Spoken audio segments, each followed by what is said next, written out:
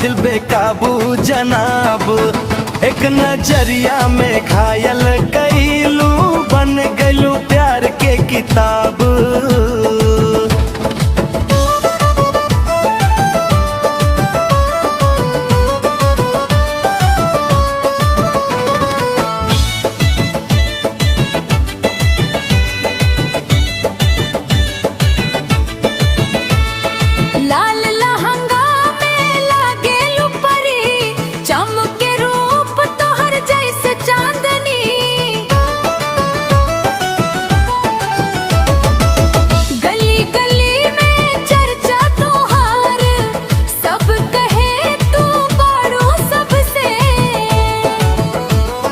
झुमका झन के पायल बाजे, दिलवा में प्यार के दुनिया साजे। तुम्हारे खातिर रात जगेला, सपना में रोजे तू ही आजे।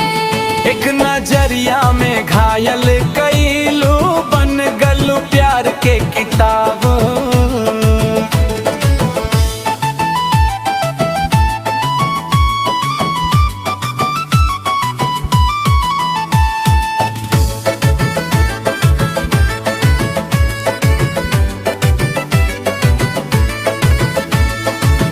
आखिया तो हर नशीला जाम, पी के भुला जाई दुनिया तमाम।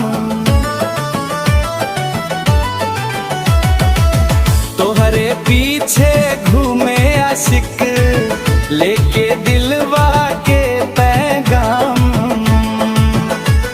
स्टेज पे तू रानी बन के, आग लगा दे लो कहानी बन के। एक ठुमका पे भीड़ पगला गइल, नाचे लागल दीवानी बन के। एक ठुमका पे भीड़ पगला गइल, नाचे लागल दीवानी बन के।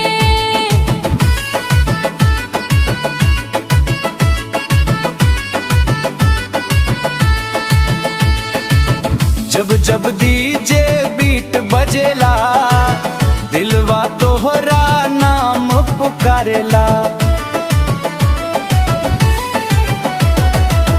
कमरिया के झटकाए जान, सबके होश उड़ा देला। तोहरे अगवा पे मरता जमाना, तू बड़ू प्यार के खजाना। एक बेर हंस के देख दबन जाई जीवन सुहाना। एक बेर हंस के देख दबन जाए जीवन सुहाना।